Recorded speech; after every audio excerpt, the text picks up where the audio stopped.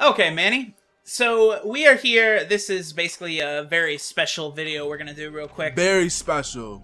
What we're going to do here is we're actually going to show you how to get Jill's diary, which is the hidden file in Resident Evil 3. Now, in order to get this, you have to find every file. But not just every file, but you have to get every single file in the game in the proper order, which is the order that they appear in the little file menu.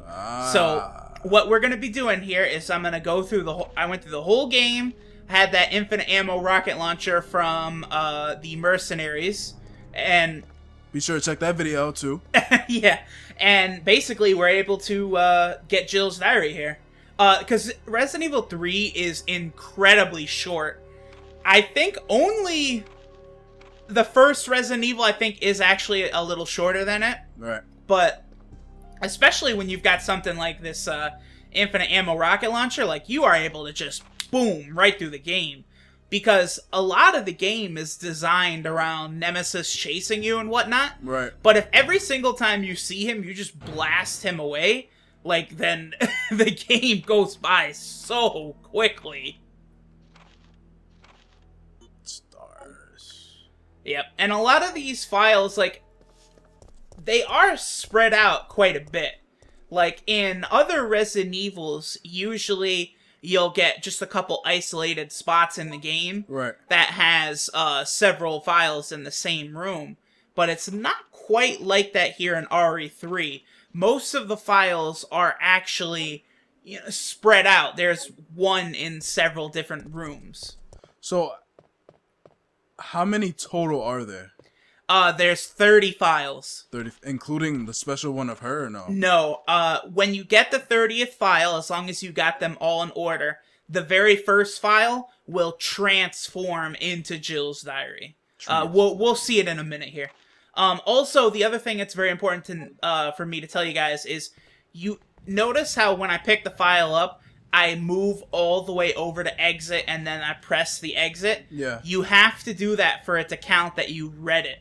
Why is it so tedious? It's like, yeah, God, gotta get an order, gotta hit exit. Like, yeah, they, Jesus. Well, they wanted to hide the info about Chris and all this. I don't know. It's just one of those things. Like, in the first Batman Arkham game, Arkham Asylum, there's a hidden room that there is no clues to its existence whatsoever.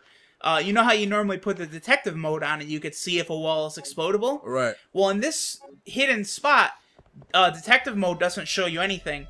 And you have to place 3 explosive gels in the same spot and do it on this specific spot, and it reveals a hidden room with clues to Arkham City. But no one ever found it because there's no hint to it whatsoever. And right before Arkham City was going to come out, one of the developers of the game actually let the secret slip because no one had found it to that point. Oh, God. They made it too difficult. This right here is the file that most people would probably miss, is Dario's Memo. Because that's, you have to go way, way, way out of your way to get that. Way, way, way up. Like, way up. Like, you know how, who is it? Big Sean says he's way up, he feels blessed? Or wait, it's Drake that does the chorus, right? Drake. Yeah, that's Drake's new line. Like, way, way, way, way up. Yeah, that's Drake now. He was feeling blessed when he put on the PowerPoint presentation for the ages, huh? He's charged up, man. Got the drinks going and going back to back. Oh, yeah, boy. Going back to back. So there's a couple more files that we're going to find here. I guess we could use this time to talk about the next Resident Evil game we're going to go through. Which is... Dun, it's dun, dun, dun. The Resident Evil Remake. It's basically the story of Resident Evil. The first Resident Evil came out in 1996, I believe. Oh, 6 years old. Wow. Yeah. And the game, you know, the graphics were not the greatest. It was early, very early PlayStation. And in 2002, you know, Resident Evil 2, 3, a lot of these games had exploded, and Resident Evil was very, very popular. So what they did was they remade Resident Evil 1 because the director of the game Shinji Mikami didn't feel like the game held up, which it does not, by the way. He was correct in that. And they created arguably the best Resident Evil game, the Resident Evil 1 Remake. This year, Capcom actually released an HD remaster, is a proper word, not remake. Because they didn't make a new game, they just, you know, touched it up, made it pretty. Right. And that's the version that we are going to be playing. So the remake is an entirely new game than the original? Okay. And then they remastered the remake. That's so crazy. So how does one differ from the remake?